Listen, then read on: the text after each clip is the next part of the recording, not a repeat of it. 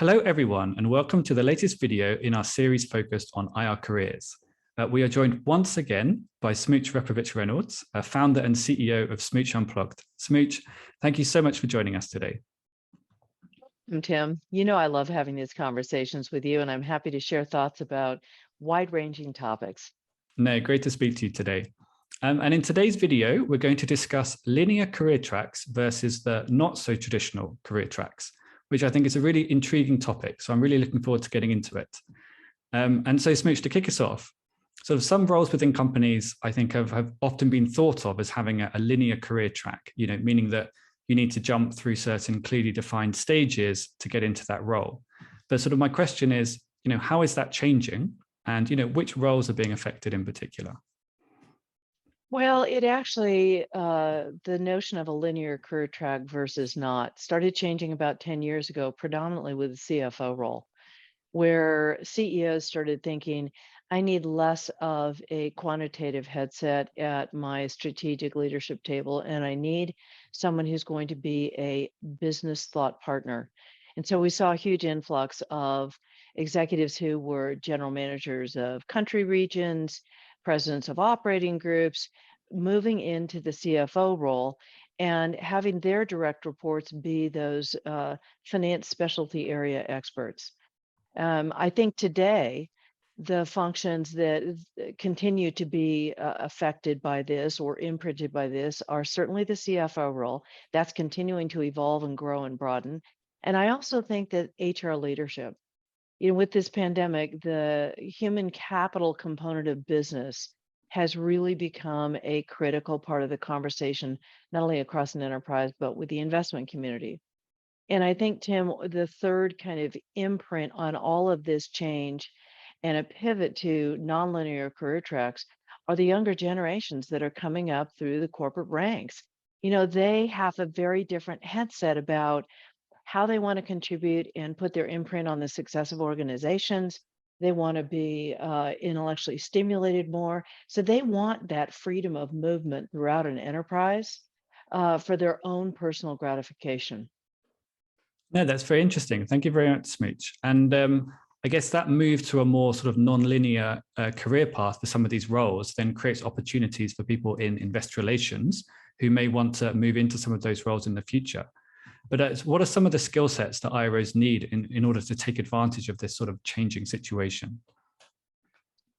Well, I think all IROs need to continue to evolve and grow their business acumen, their abilities to think broadly across an enterprise so that they can be a contributor to a higher level conversation with the CEO and others about directionally where a company's headed. And while many IROs today do that, I do think that that is an investment that they choose to make in themselves. And I think a lot of people will say, well, so-and-so in that function, why would they want me involved? I always operate from the standpoint of the answer is always no unless you ask the question. And so if you think critically about how you can add value to that conversation, even though you have very little knowledge at the beginning, I think people will be receptive to including you in those meetings. And that's where through active listening and participating in the conversation, you can really learn a lot. Great. Thank you so much, Smooch. And I think that's great advice. And flipping this around for a moment and sort of looking at more from the company and sort of hiring manager perspective. And so when companies are identifying people and thinking about, they could be a rising star, they could be in a really senior position in the future, often they want them to pass through or have some investor relations experience of some kind. And we often see that with CFO roles, for example. But how are companies today sort of handing that IR experience to their rising stars? What kind of structures and sort of approaches are we seeing? Well, it's different with every company. And if we just start with the IR leader themselves, I think the IR function, Tim, has become so big. And this pandemic, I think, has broadened the aperture on responsibilities for IR leaders.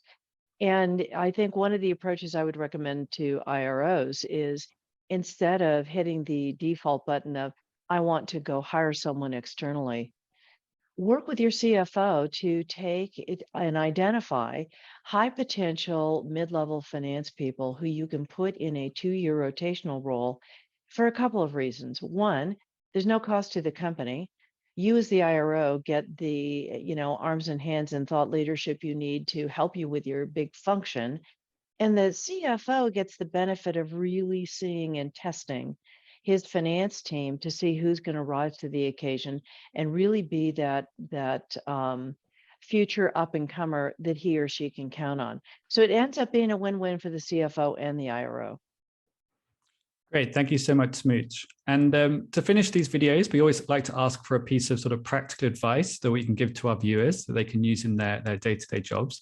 So just on this topic of the shift from sort of linear to sort of less traditional career paths, what's one thing IROs can go away and do to sort of help sort of adapt to this environment and potentially take advantage of it?